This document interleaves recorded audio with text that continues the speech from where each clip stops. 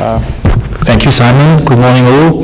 As a couple of nice things have been said about our initiative, I wanted to this recalled me what Greenspan was saying when he was confronted to praising comments from somebody. He said, you know, at a conference, he said, you know, oh, this is very nice, thank you very much. I wish my father and my mother would be there.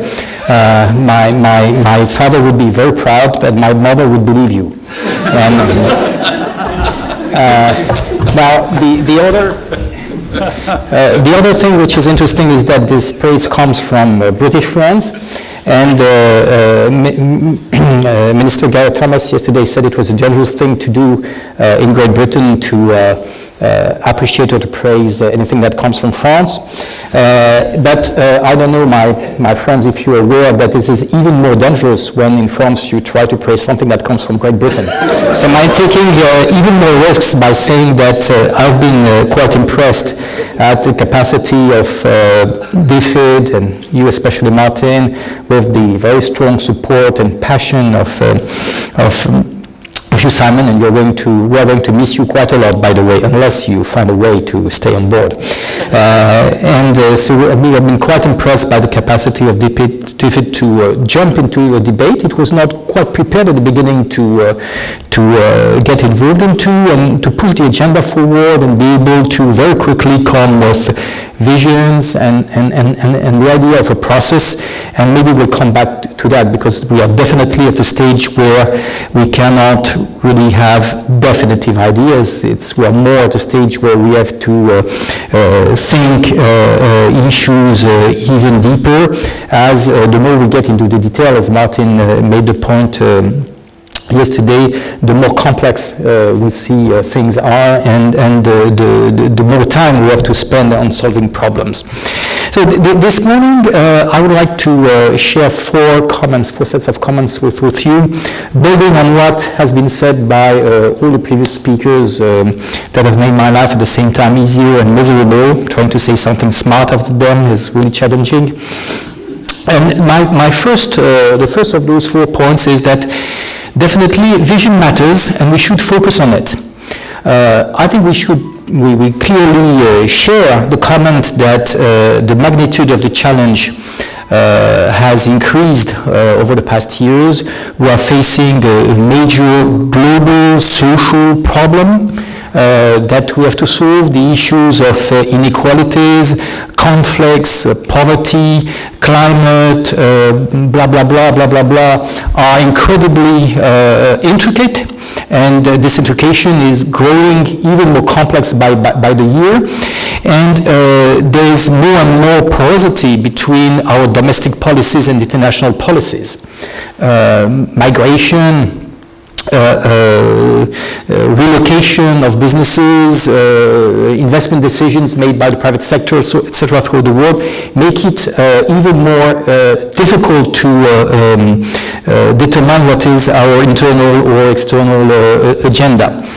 And as a consequence, we have to rebuild the vision of what is our collective action throughout the world, which is, by the way, relatively remote from what ODA, I mean the classical ODA, used to be in the 70s, in the 80s, or even in the 90s.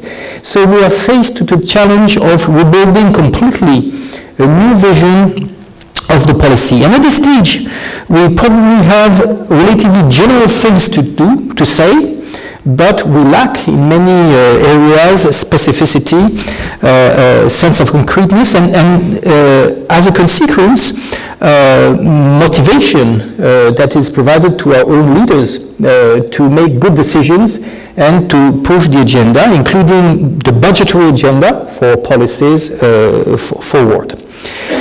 But if we stick to this issue of vision, we have also to deepen what is our vision of the EU. For instance, Paul made a strong plea after Dirk, for instance, about the role of the EU in the world, and it's clear that the EU, member states, Commission, etc., is important, at least not only soft power, but also economic power, as was stated. But it's not enough to say that it's an important entity to define exactly what has to be its role. And then we have to acknowledge that there are different visions on the table about what should the role of the EU be. There's a strong, long-lasting debate about whether we are going towards building some kind of political entity, or we are talking about a single market with some, improved management structures when compared to a business area or business space. So we those major policy debates percolate into our own development policy. And as long as we are not fully clear about what is the vision, it's going to be difficult to draw exact consequences, precise consequences on some of the dimensions of our policy. And what is in the treaties is not enough to deal with the problem. It's very clear that the Maastricht Treaty talked about the one policy, said a few things about the way it should be run, but it doesn't close the debate, and it doesn't, because it doesn't deal with the behaviors of the different European countries that are involved in this policy. And even more to the extreme, we should be aware that some of our member states in the EU are not convinced that there should be a shared external policy. Some of the new coming member states have no history in development cooperation. They are not that interested in having one, and they really don't care into investing into debate, as we have seen in the many meetings that we have had with them. The third issue about vision is that we have to also recognize and to come to a shared vision about the way we want, if ever we agree that there should be a strong EU and it should be a leading pole in the development business and so forth, which it is not, as it has been rightly stated. Then we also to agree on what is the way what's our vision about this shared endeavor. And there I'm going to try to be a little bit more specific.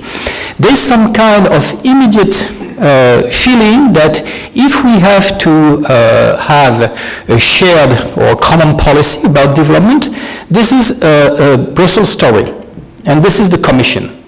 Well, the reality is that today, amongst the $85 billion of ODA that is declared by the EU and its member states, 70 come out of the member states. And the share of the Commission has been slightly declining, and normally should decline further a little bit, up to 12–13% of the total amount in the coming years. And when we look at the way member states behave, few of them, despite the improvements of the European Commission, would be ready to put even more money and responsibilities into the hands of the Commission. If I look at my government, the discussion on the rule is, should we decrease our participation into EDF for the 10th replenishment? And the answer is now probably yes. Yes. Now, and what would be the amount of the 10th replenishment is something that is completely open right now. And one thing behind that is that there's a kind of, I think there's a growing resentment to the fact that Brussels incarnates Europe. And after all, my name is Severino, I'm a French national from an Italian descent. Am I less a European than one of my Italian colleagues at the Commission? Is my identity less? Do I incarnate less Europe than they do? Well, this is an issue for discussion. And if you go for more technocratic dimensions of the debate, it's very, given the range of instruments and practices of the Commission, it's difficult to get policymakers in each and every country agree to the fact that it will put the bulk of their instruments into the hands of the Commission, or even slash their own instruments in order to fit into what would be a minimum shared vision. And one has to recognize that there are right now very few incentives in general in the international community to go for more coherence, more convergence, to diminish transaction costs, etc. Actually, most of the political incentives go the other way around, and the basic political incentive of a Minister of Foreign Affairs, of a Minister of Development, of a Minister of Finance, is not to go for multilateral instruments or to go for European instruments when he can push forward, every time he can push forward his own visibility and his own flag. So if we have to go for a shared vision, we have also to have a shared vision of what is the way we want to use to implement a common policy. Is the best way to implement a common policy a common instrument, or common entity? Or can many entities, after all, like in a market, provide a supply of policy that is framed within a shared vision, but under which each and every entity can plant its flag, can keep its identity, can contribute to its, in its own cultural way to the shared agenda. My second point is now is about organization, and organization matters. The others a bit quicker. Okay, I'll be very quick on that because we all agree that one of the problems that we have right now with our shared vision is that we have no political entity at the Commission that covers all dimensions of the development agenda. We have to get that, and we have the deadline of the organization of the new Commission, and it's probably the first thing that we have to focus on, getting the organizational structure that allows for a more global vision. Third point that I wanted to make is inclusiveness and comprehensiveness matter. And it matters as far as member states are concerned, so it's not only the Commission, but it's also member states' Commission. It's true about instruments. Our trend, our immediate trend when we discuss about the scope of the policy is to look at the ground program of the Commission and of the member states. Now, the addition of EIB, KfW, and AFD, 3 European development banks, is the double of the volume of the Commission, 15 billion euros a year.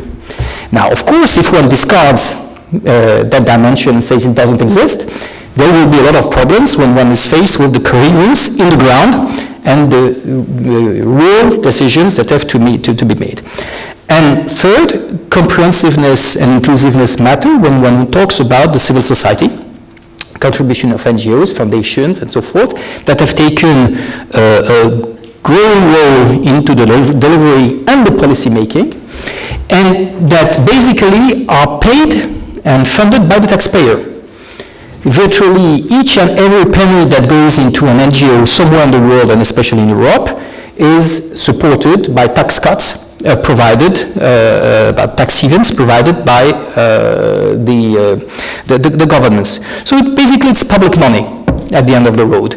So what is the engagement? And as a consequence, I don't think that we can have a comprehensive look at the delivery of the policy, especially when we look at the number of players on the ground in a concrete country, as Dirk put it rightly so, if we don't include in our process the NGOs. And finally, and this will be my last point, support and communication matters. One of the striking features, and I think this is what is widely shared with by colleagues from DFID, is that we have been weak on communicating with our public opinions, and as a consequence, either the support for the public policy is weak in some countries, or it may weaken, especially as the economic crisis deepens throughout the world. And we cannot have, and the problem is that if we think at the European policy, we cannot discard the weak support that our Italian fellows or Greek fellows are providing to the policy. It's fine to have the Swedes supporting 90% shared policy, but now when it comes to actual decisions on the budget, what the Germans, what the Italians, etc., think, will matter a lot in terms of budget allocation, and the lack of support that we have in Europe in general, and especially in the new Europe, in Eastern Europe, is an issue of major concern for all of us. And as a consequence, I don't think that we can build any long-lasting and sustainable effort in terms of policy building for Europe if we don't engage, not with our public opinions, not only in our own countries, but throughout Europe. And how we can do that? How we can do it, especially with the Commission, because in this case it won't be possible to achieve this type of goal without the Commission, is going to be absolutely critical. So building support is very important, and it's completely linked, and I will end with that, with our thinking process.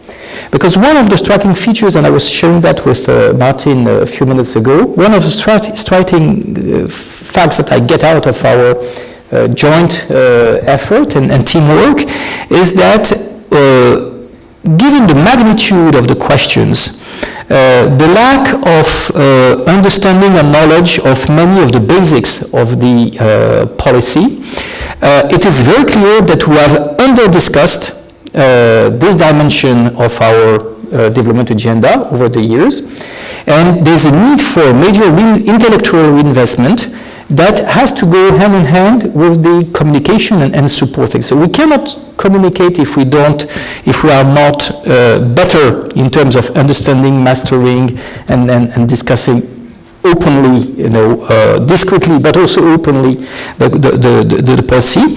And as a consequence, one of our important challenges that we have started to address with the process that we've started is to get the policy debate out of Brussels.